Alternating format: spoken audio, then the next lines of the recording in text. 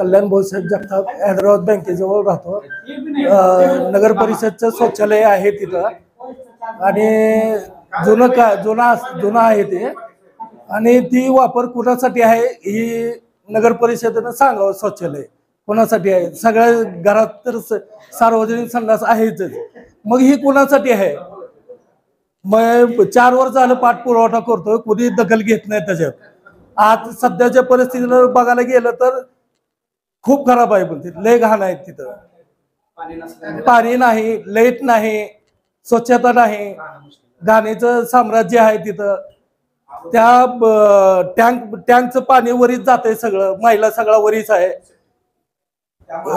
त्यामुळं आरोग्य धोक्यात आलेलं आहे। लहान लहान मुलं आहेत त्या टँक मध्ये, 5-6 डुकरं पडलेले आहेत मध्ये सगळे। आम्हाला राहण्याचं कठीण झालेलं आहे।